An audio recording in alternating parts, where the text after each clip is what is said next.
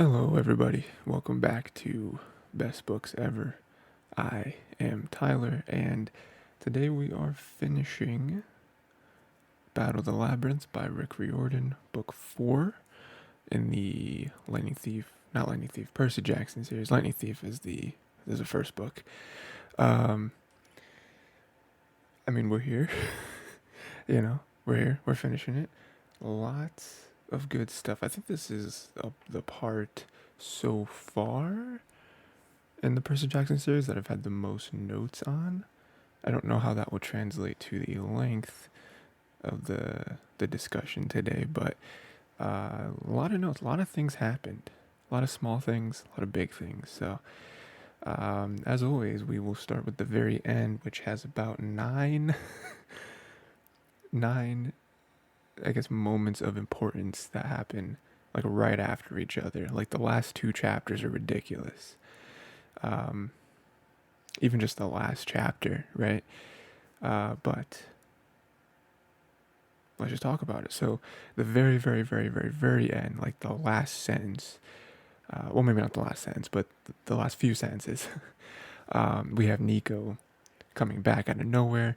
He kind of sneaks up on Percy, and he basically starts to say that he has a plan on how to defeat Luke. And then he gets distracted by the cake. Realize, Percy's like, he's probably not eating like you know, anything good recently because he's presumably been in the underworld for this whole time, and so he lets him. He's like, why don't you come in for some ice cream and cake? So that'd be nice. I'm sure we won't see that. I'm sure that's like the end, and then the next book will open up way past that. But um, ideas on how to beat Luke. You know, what are we thinking, right? Like, um, I don't really know what it could be. I mean, disclaimer: I have read the next book. Um, I have read book 5, which is the end to this sort of arc. Like I mentioned, they Rick has made more books. I think he just came out with book 7, but it was like way later. So 1 through 5 is the original series. I don't know. I don't remember though how they beat Luke. I mean, when I was, I didn't really make a note saying this, but if we're jumping around a little bit, and we will come back to this point, but I just want to mention it real quick for the whole Nico plan thing. We do see that Kronos has, some way, somehow, not sure what the right vernacular is, but he did take over Luke's body, right? Which we know he had some sort of plan with because there was the possibility that he was going to try to get Daedalus on his side to make a body for him. We see that that worked very well for Daedalus, right? Like that's the reason he was named Quintus, right? It's because it was his fifth body. Um, which is another thing that gets revealed in this latter half is that Quintus was Daedalus the whole time. But we'll talk a little bit more about that later. Um, so him getting Luke's body, I think, makes sense. It's like, okay, for some reason, Kronos cannot reach full power or something, and so he needs like a host body while he continues to, I don't know, maybe build up his strength or something. Um, Luke makes sense. He's been kind of his right hand man this whole time. Um,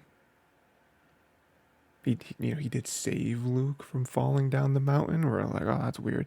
And he had like powers and stuff. Remember that note that we mentioned last time of like him telling Luke that he has. Oh, what was that? Let me go back. He said something about like you are now beyond harm. So it's like it all starts to make sense. Um, so now driving back to the point of Nico maybe having an idea, I'm not quite sure.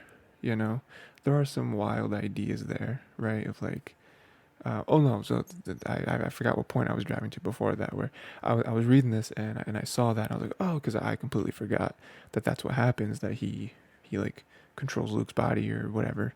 Um, and as soon as I read that, I thought, I wonder if they're gonna have sort of a cliche ending to Luke's character, or I guess Kronos' character, um, where like Percy or Annabeth or whoever gets through to Luke, and like Luke sees the error of his ways, and he's able to like internally fight off Kronos or something, and Kronos isn't ready to not have a body. So now that Luke fights Kronos off and like pushes him out of his body, they can beat Kronos somehow. Like that's sort of what I was thinking in the moment when I was reading this. Um, I feel like it is a very like this story type of ending.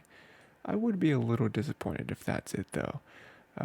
Just because I don't know, it's like it goes back to the trope of the power of friendship, right? And how that's used a lot. Um, I'd say more so in things like cartoons or anime. Maybe not so much in books, but it's like I don't know. Again, like this all goes back to another question of are they going to redeem Luke's character? And I think that they could. I think any character could be redeemed in some form or fashion, but um, again, I just don't like again with this story. I think they could do it because they keep having, and again, we'll talk more in depth about this as well later. But like they keep having that connection between Luke and Annabeth. I don't think for the life of me that they're gonna like get together um, and like go that further step in the relationship. But like every time, it's like we see a lot of it in this book where Annabeth just can't let it go, and then even as well in this book, in this latter half, even we see Luke in the like arena or whatever with and Tellius or whatever, um, and he's like, "All right, kill them all except for Annabeth," and it's like, ah, come on, like So we keep getting reminded that neither one of them can give the other one up. Um, Again, I don't think it's leading towards like any sort of romantic thing, but they could very easily be setting up for there being an ending like that, power of friendship type thing, and then Luke somehow gets redeemed, and it's like, oh, he saw the error of his ways, he jumped over to their side again. If he is the one uh, taking a huge part in actually defeating Kronos, you could write the events in a way where it's like, okay, we still don't love Luke as a person. He still has a long way to go, but you can see how certain things in his life, like you can see how the dominoes fell and caused him to do what he did. Um, but then I step out of this story and I'm like, but he is he is such an integral part in bringing Kronos back. Like he's so important in Kronos' plan that's just like, how could you redeem him? But we'll touch on a couple other aspects of that later when we talk specifically in regards to Annabeth. Um, but yeah, just kind of rounding that out, ways to beat Luke. I don't know. I mean, he already seems very, very powerful. Like he waved his hand and threw Percy across the cavern or whatever. So I don't really know you could beat him. There might be, again, this is like Greek mythology type stuff, and we've already seen so many magical items. There might be something like that to beat him. Um, Other than that, I'm not again the magical item. I'm not really sure. But Nico seems to have a way, so I feel like it has something to do with the underworld, and he doesn't, because that's like his thing. So it makes sense for him to discover something that is related to the underworld or to Hades or something. So, um, something like that. And it's very interesting to see if Percy was the first one that Nico went to. It would make sense because the only other person I could see him going to is Annabeth, because him and Annabeth seem to have some sort of like understanding, um, you know, something like that. And also he doesn't feel like he belongs at Camp Half-Blood, so I don't think, even though it would be smart to go to Chiron for something like this, I think it makes sense that he would go to Percy first. So, yeah, a lot of good stuff there. Um, we're just gonna knock out all the very end stuff. Might as well. Like I said, there's a lot. Typhon is rising.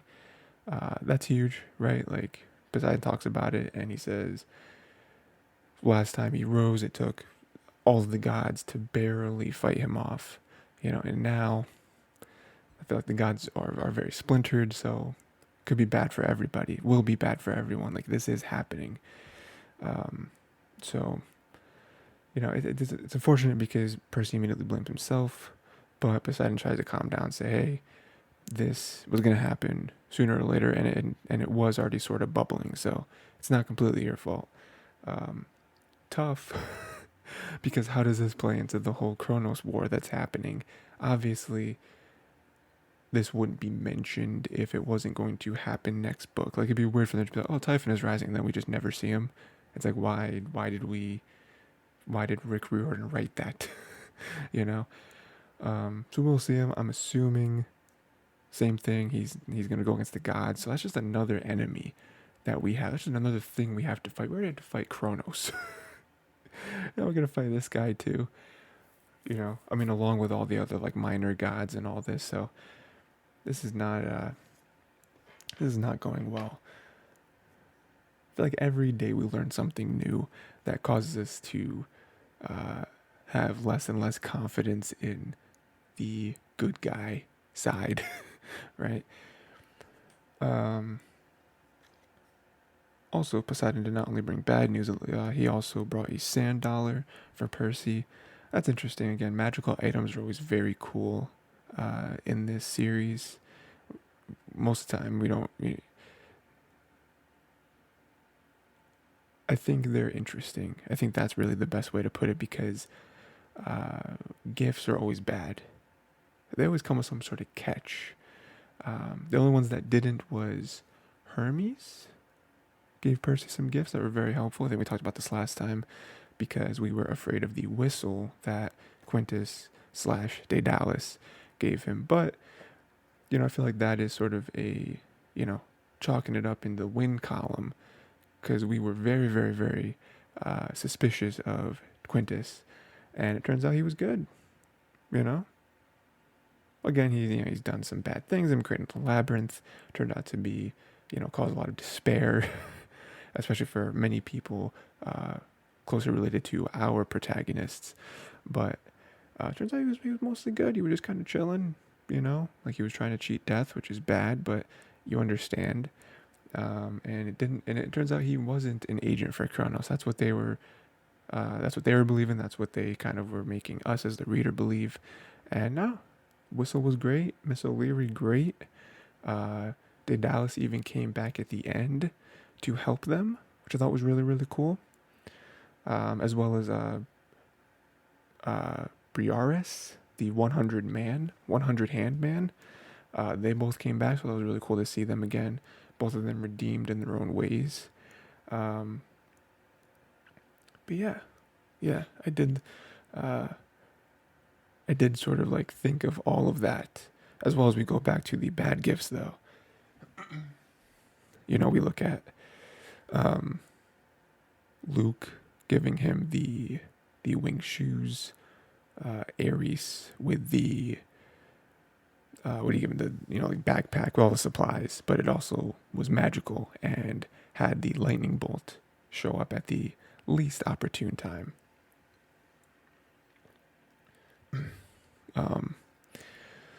What other gifts were they given?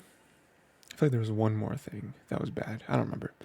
But yeah, so it's like mostly bad stuff. But you figure Poseidon's not going to give him a bad gift. I'm not really sure what it's going to be for, though. Because he did say it's like payment. So you assume it doesn't do something on its own. He probably has to give it to somebody. Or maybe chuck it into the sea and the sea will give him something. Maybe like a weapon or something. Maybe a mode of transportation. Because again, gods can only help so much. So I'll have to keep an eye out on that, what that ends up being. Also at the very end, we have Annabeth rejecting Hera's hospitality, right? We learn Hera was helping them many, many times, unless she's lying, which I guess she could be. But she was the one that made Percy's arrow fly straight. could have sworn it would have been like Artemis or Apollo because those are the gods that he prayed to in that moment, but it was Hera. Hera was also the one that paid for safe passage with the ranch. So she was very much helping.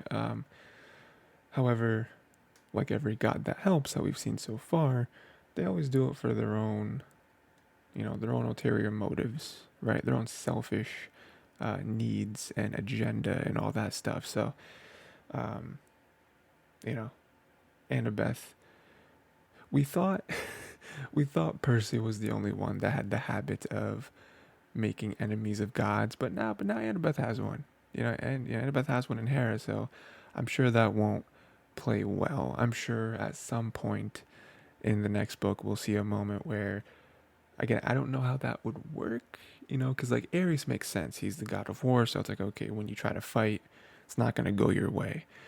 But with Hera, it's like she's like the god of marriage or the goddess of marriage. So I'm like, I don't really, is she gonna cause like a rift between someone? I don't know.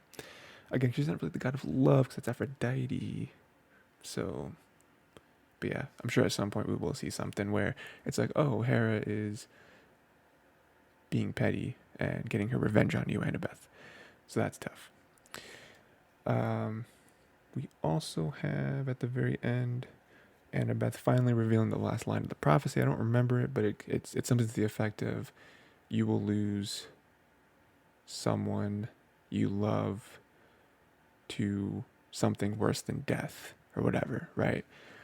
So obviously you would think death would be the worst way to lose a loved one, but this prophecy is like there's something worse than that. And so they don't know for sure, but they both are sort of, hypothesizing that it's Luke, right? Annabeth loves Luke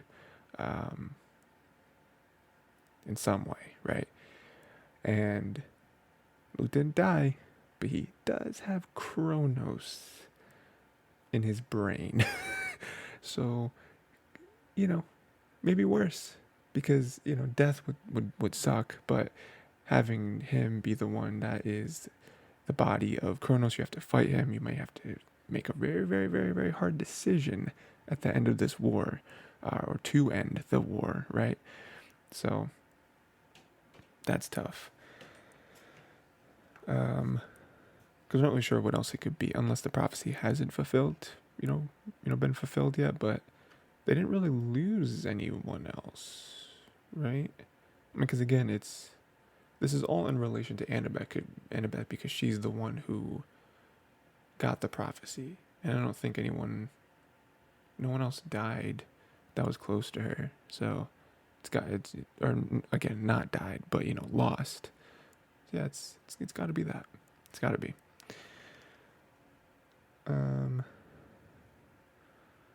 Some, I guess, happier stuff / more optimistic stuff. I feel like I covered a lot of pessimism so far.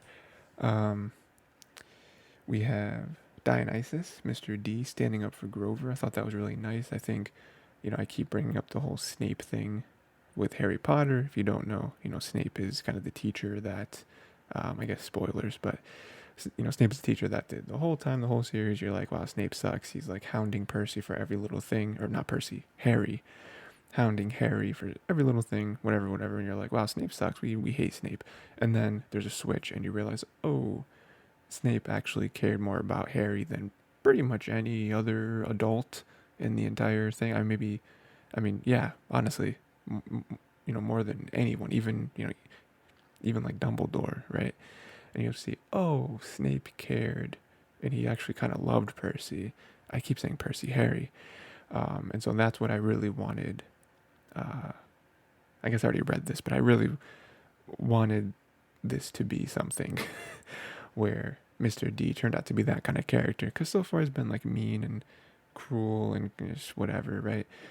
But then we did have that moment at the pier where he was like, you can always ask for help. Kind of like wink, wink, nudge, nudge type thing. And he did help, right? And then even in this moment, he comes back and he's like, Grover's right. Sounds like something Pan would do. I'm on Grover's side. He didn't have to be. He could have just stayed out of it, right? Very easily could have stayed out of it and been like, I don't care. I literally don't care. So yeah, I just really like that. I like this kind of um, peeling back the layers of Mr. D's character, and him being a more active part in all of this. Kind of, as much as he can. Again, he is one of the gods, so there's that. But um, yeah, so I'm very excited to see more of him, because I think we've just seen him help more and more. Like I said, we saw the Pier moment last book. We're seeing this moment in this book. So next book kind of being the quote unquote final one in this arc. Um, and we know he's not a Kronos aside unless he's a crazy double agent, which would be insane.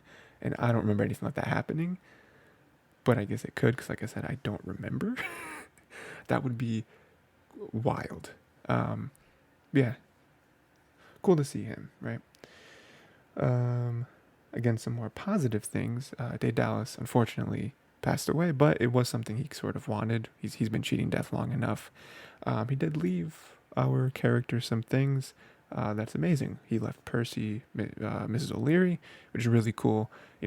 One from like a practical standpoint, it's like, okay, she's really good for fights and stuff. Obviously, we've seen that.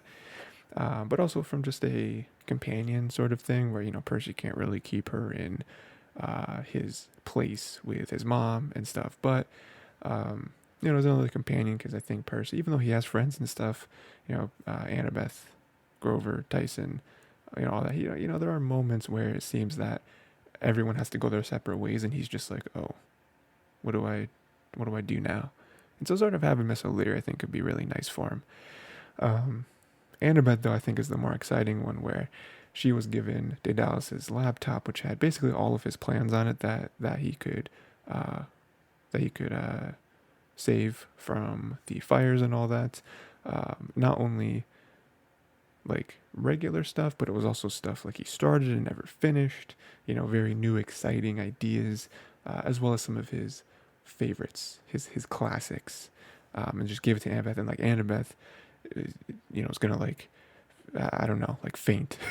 She's gonna go to a coma from like how excited she is, because I don't think inventing things is necessarily her lane. She's definitely really hardcore into like architecture specifically, but I think just being a daughter of Athena, this stuff at the very least is very interesting and very fascinating for her. Again, even if it's not specifically architecture, um, which I'm sure a lot of it is, but even the things in here that aren't specific architecture, I think she could still learn a lot, and just be fascinated by like going through them and seeing how things work and all that, and just gaining more knowledge, right? Like she, at her very base, she loves that. So I was very happy for her when Daedalus gave her that. And hopefully, I mean, maybe the same way that I think very easily we will see um, the Miss O'Leary, gift come around in the next book, because I mean she's gonna be part of the fight. Like I don't see why she wouldn't be. It'd be nice to see this gift also come back around, and like Annabeth has some knowledge of like building certain things that'll help in a fight, or maybe just help in the next quest. Be interested to see if we actually get a quest next time, because every book so far there's been a quest, right? Like book 1, Lightning Thief, the quest was to uh, get the lightning bolt back, right? Book 2, Sea of Monsters, that was to get the fleece. Book 3, Titan's Curse, that was to um, save Artemis, right? Save Artemis, fight off like the monsters, or the monster that they were hunting or whatever. And then now book 4 was to uh, what was this quest? Find Daedalus and have him like come back, have him like help them navigate the labyrinth and defeat Luke. I guess that was sort of the quest. It wasn't really a fetch quest this time. It was more so just like, hey, help.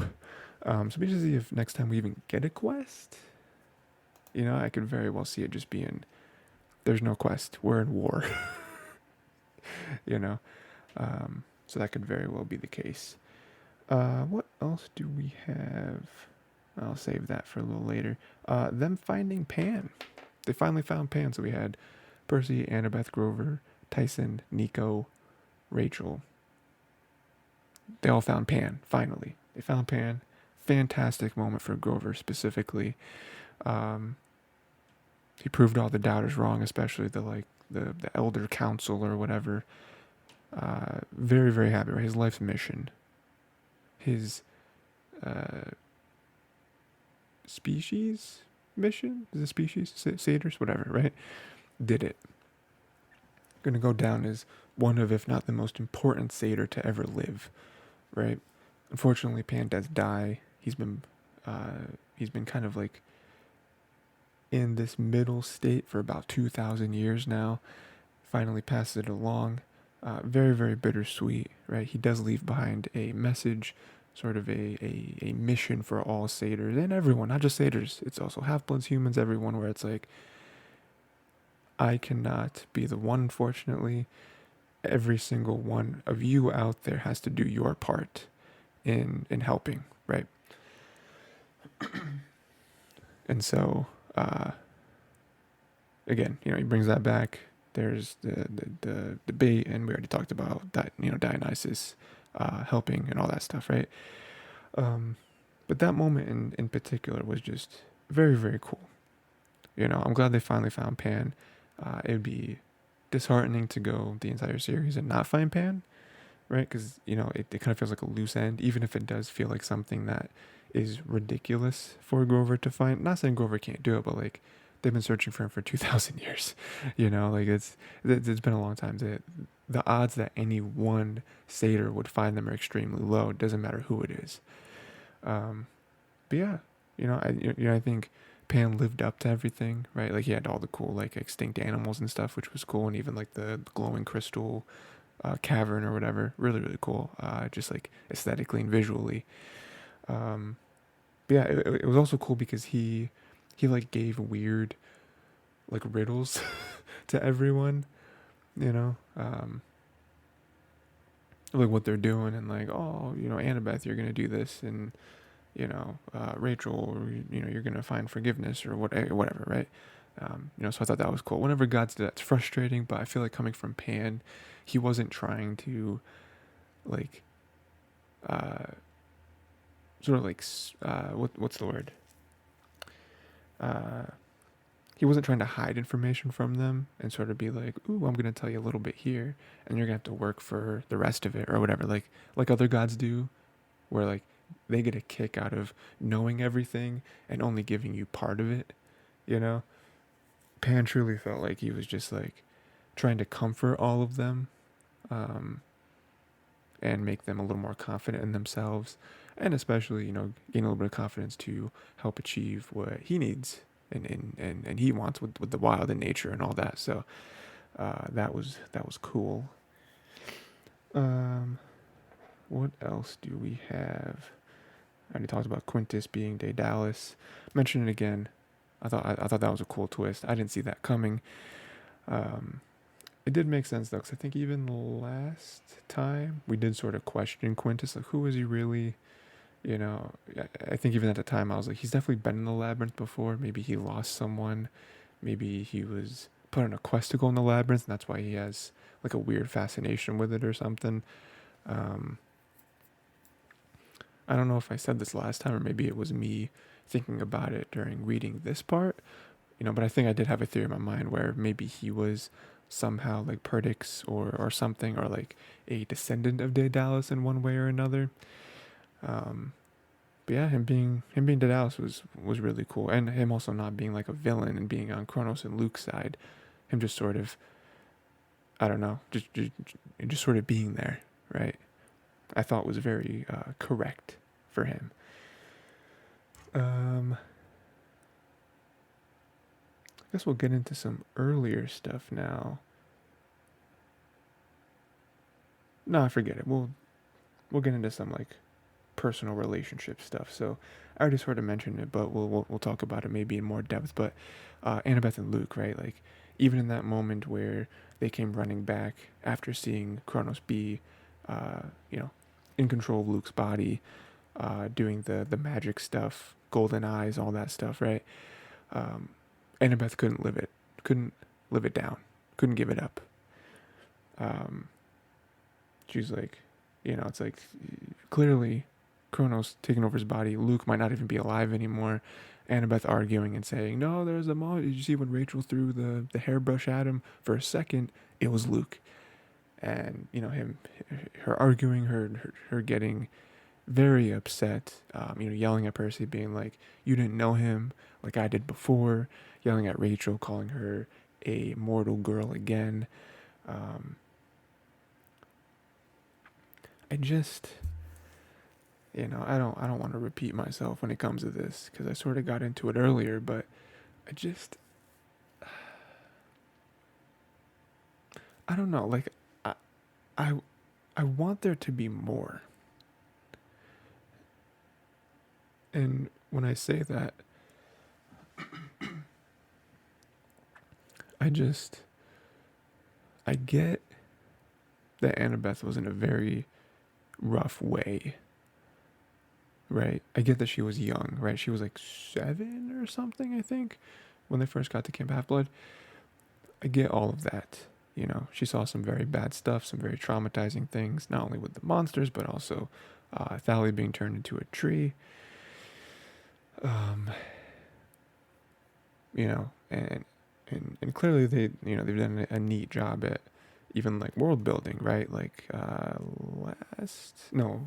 Sea of Monsters, we saw Annabeth bring Percy and Grover and Tyson, maybe, to one of their old hideouts, right? And like, what was it, like Louisiana or something? And so that thing right, that moment right there, just again builds the world a little bit, builds her background of like, oh wow, like this is real. Like they really were on the run for a long time, and they had to kind of like camp out and whatever, right? It wasn't like Percy where they drove here and had to fight the Minotaur. I'm not saying it wasn't hard, but it wasn't a long journey, right?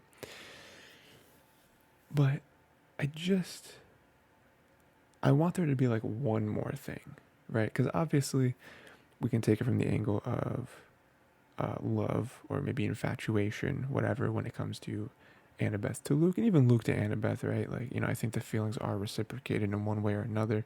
I just don't see, like,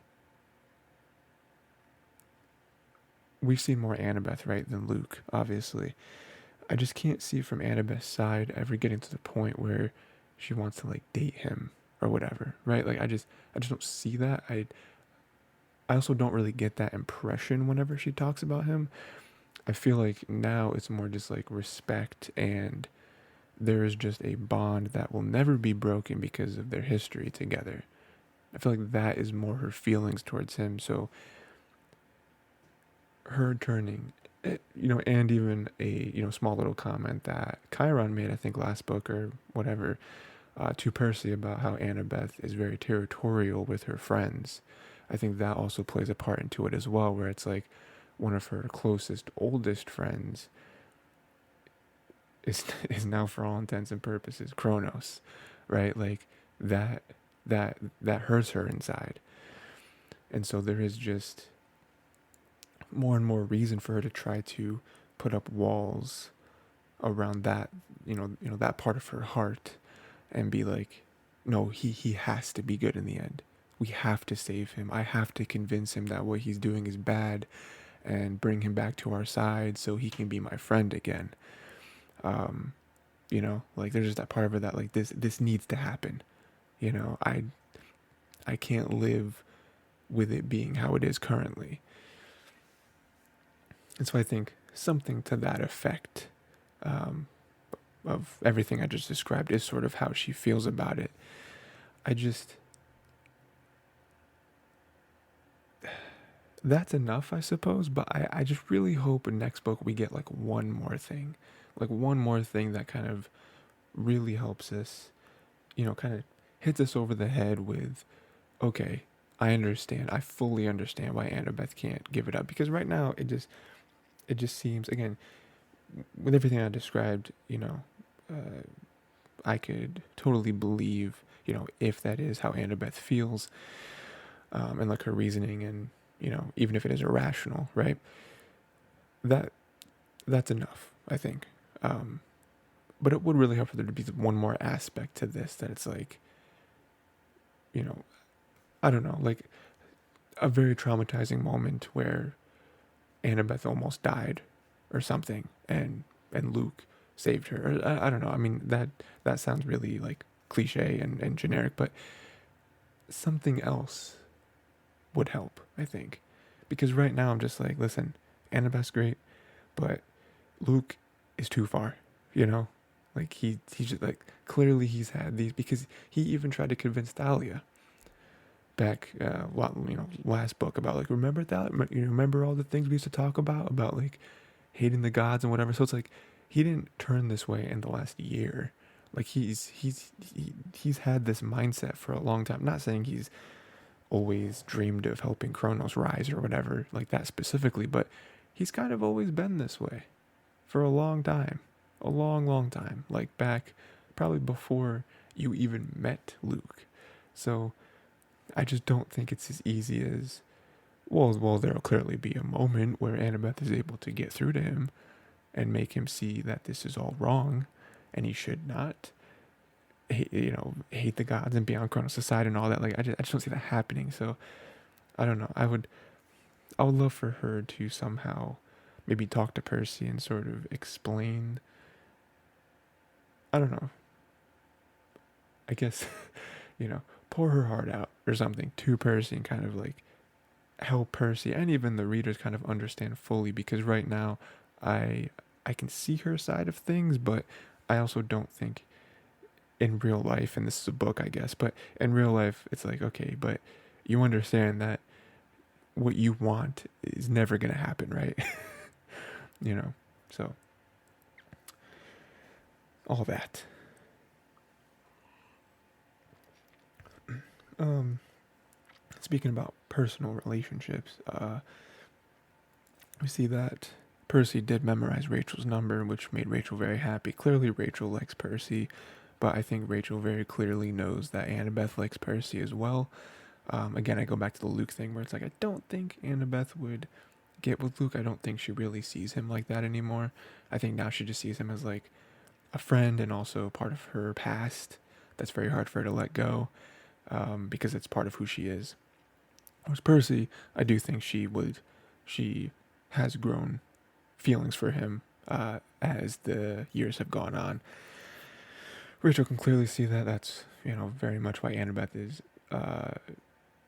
again could be jealous just from a friend perspective, to be like, hey, you're immortal, you're outsider, you don't get to just be all buddy buddy with Percy like that. All right, he's my friend. I decide, which is a little toxic, but that's why I do think it's more of the whole like romantic angle of it, where it's like, well, hold on now, and we see that because another note I have back towards the beginning where it's like chapter 11 or 12 or whatever, when they're at the volcano, Annabeth does kiss Percy goodbye. Didn't see that coming. Percy also didn't see that coming. I remember like he was thinking something to the effect of like he would just stay here forever, stunned, trying to figure out what just happened if there weren't monsters closing in on him. Um, you know that right there is like, okay, we clearly see what their feelings are towards each other. But with Rachel, I think that kind of messes some things up, because I do think Percy likes Rachel. I think you're allowed to like more than one person, but that just makes it more complicated for him. Um, I mean, even with he was going to invite Rachel to the birthday party, but decided not to. I think at the end of the day,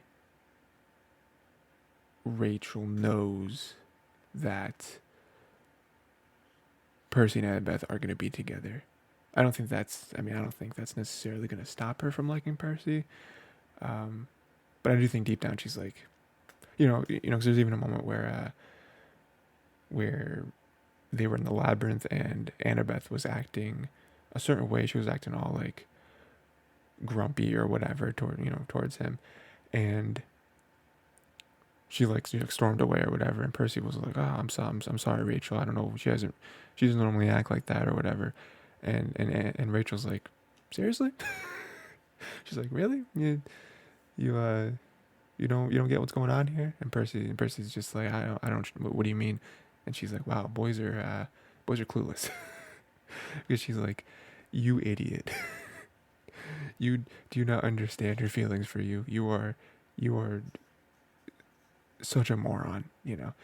But I do think that whole Rachel and Percy stuff does complicate things a little bit. Although, like I said, I don't think that that'll actually become a thing. I could very well see like the beginning of next book, us having a moment where Percy and Rachel are hanging out, and maybe Percy even tells us like, "Oh, we've actually hung out a few times, here and there, whatever." But at the end of the day, I don't think it's gonna turn into like a relationship of that level. But I do think it does cause Annabeth to be put in a very tough situation to be like, you have to, like, unfortunately Percy's an idiot, so you're gonna have to be the one to like make, which she did already kind of makes the first move, but she has to, I definitely think she has to be the one to push it. So um let's see. uh and I guess speaking on that, we do have Calypso. We have that moment where Percy gets thrown into Ogygia. Unfortunately, it turns out to be a place that's very sad for Calypso, where she is alone. That's her punishment, and every like 1,000 years or whatever, she gets thrown a hero, a companion, which is great. And she always falls in love with them. They many times fall in love with her, or maybe every time. I don't know. Unfortunately, it is still a punishment because it is always a person who cannot stay. They always have something else going on. Again, they're all probably heroes. They're all probably in the middle of a quest or something, and so they can. So again, very much a punishment for her to get that little carrot on a stick every 1,000 years. Um, and you can see it here though. Again, a lot more. I guess that has to do with him growing up. He's like 15 now, so you're definitely in that prime age for all those thoughts and feelings to be happening to you. Um, a lot of little like romance things happening here with Calypso. You got some thoughts there where he's like, again, it, in another reality, Percy would have stayed with Calypso. Like 100% in another reality. But then, like I said, you have introduction to Rachel, you have the continuation of the him and Annabeth stuff. So, uh, interesting. So yeah, I thought that was cool. And then that does come back around at the end where he does have the little like flower thing or whatever in his pocket, and he does plant it. So I'll be interested to see what that turns into. Um, Unless we already know and I just forgot. But yeah, so that was cool. It'd be cool to see Calypso again. I wonder if, because of the whole war stuff, we'll somehow see Calypso again. Because it's like, well, no one's really here to kind of keep all these things in check. It's sort of like an all-out war where it's like all hands on deck type scenario. So maybe not. And then just, I guess, a couple smaller things. Something we've already kind of mentioned with Typhon, but more so on Percy's side. The whole reason why he's all guilty about it is because he did sort of cause like this huge eruption. But I wanted to mention it because I think sometimes we, and also the characters in the book, forget how powerful Percy is. It's like, I mean, again, he has a perfect win percentage when it comes to quests. So that's really cool. He also goes on one every year, which is crazy because you have like Luke and Annabeth. You have Annabeth who's like, I haven't been on a quest ever, and you come along, and all of a sudden we're on quests every year.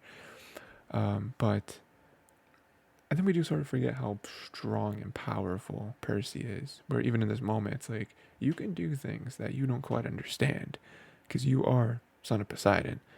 Same thing with Thalia, I presume. Same thing with Nico. We saw Nico do some crazy stuff in this book alone, and we just got introduced to him. So I just wanted to point that out, especially showing something like that, which I think obviously leads to Typhon, but I think it also leads to this, last book, quote unquote, last, with kind of, it should end with the big war, the end to the war, whoever wins, right?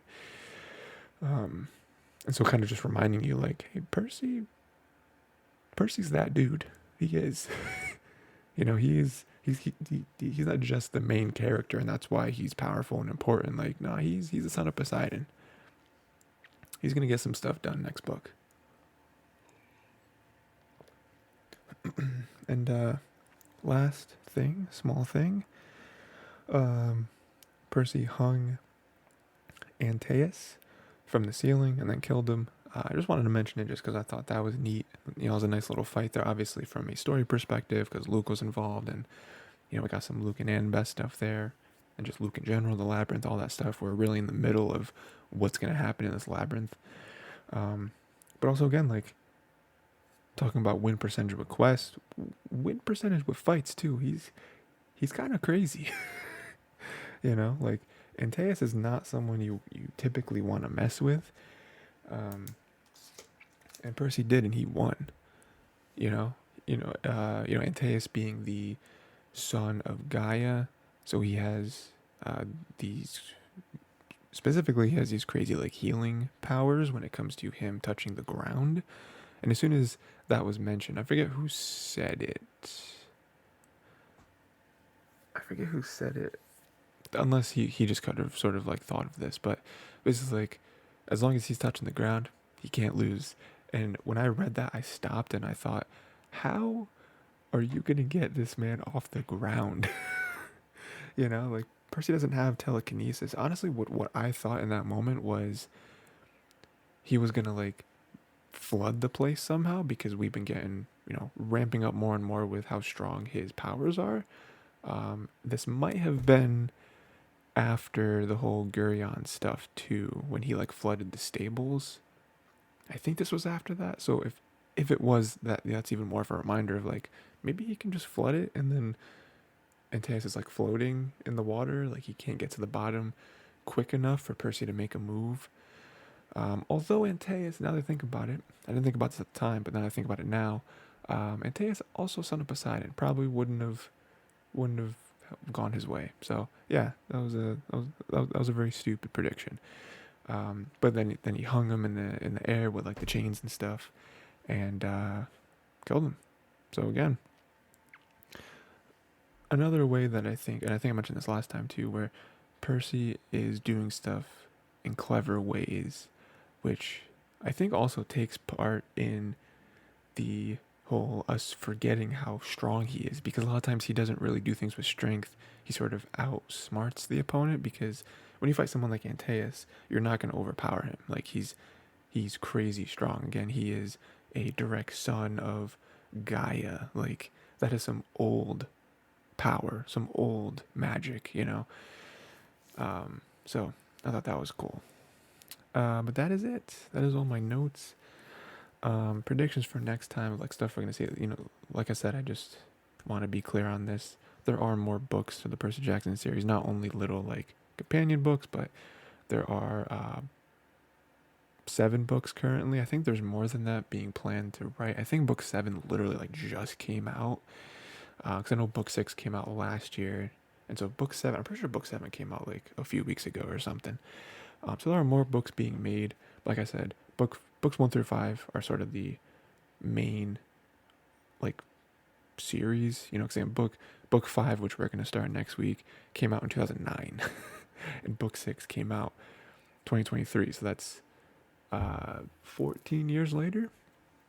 So again, I don't know what book 6 and book 7 are about. I imagine they're just like a continuation. Maybe there's some huge time jumps. I don't know. I'm sure I'll eventually get to those at some point, but we're not covering those. We're just doing the main 5. So with that in mind, predictions. This is obviously going to be the end of the war. Seeing who wins, seeing who dies specifically.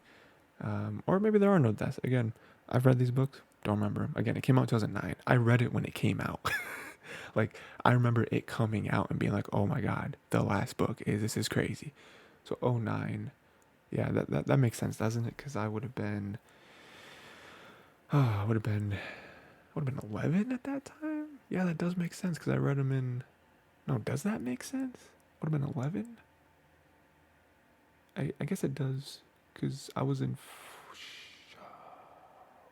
what grade was I in? I was in ninth, not ninth grade. That's crazy. That would have been insane if I was in ninth grade at 11. I was in sixth grade, which does track, yeah, because you normally start school when you're like 5, right? Like when you're in kindergarten or whatever. So sixth grade, 6 years later, 6 + 5, 11. That does make sense. Oh, that's interesting. Very interesting how math works.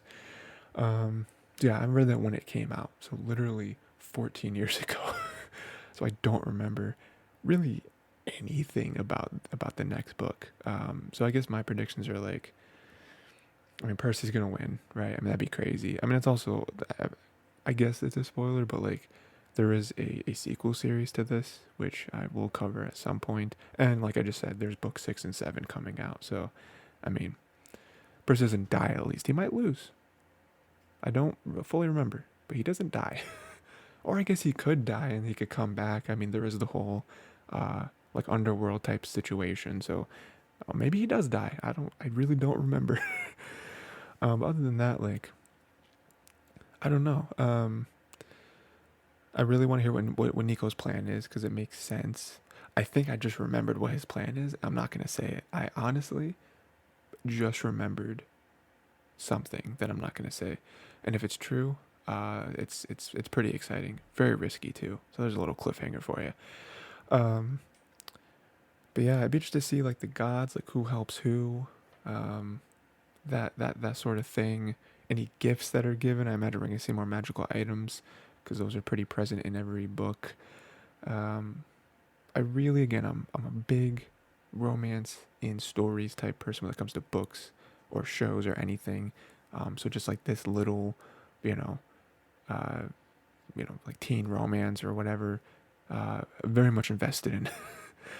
um, and so like I very much hope that Percy and Annabeth finally come together and I don't know, just like do what everyone around them I'm sure is thinking, and they're like, these are two idiots. Percy's more uh, clueless than Annabeth is, but it's like, come on, we've been building up to this for so long. Um, and yeah, I don't know. Again, it's tough to make predictions because I'm just like, I don't know. It's the final battle they're gonna fight. you know, like I don't know. Again, I don't know if they're gonna go on a quest, because it's like, this is war. Like I don't know if there's any other quests to go on. I feel like the next quest is let's kill Kronos. So, you know, but I also don't think it's gonna be 20 plus chapters of them on the battlefield. That would just be a complete departure from the structure of the storytelling that Rick has done so far in these 4 books. So, but yeah, that's basically it. Next week, obviously, book 5, The Last Olympian. We're going to cover chapters 1 through 11. 1 through 11. Yeah, we'll have a good time there. I think that's it. Yeah. Let me know what your favorite parts were of this book, of this part, but also this book in general. Let me know any predictions going into this last book. And yeah, suppose that's it. Till next time, read the chapters. And yeah, see you next time.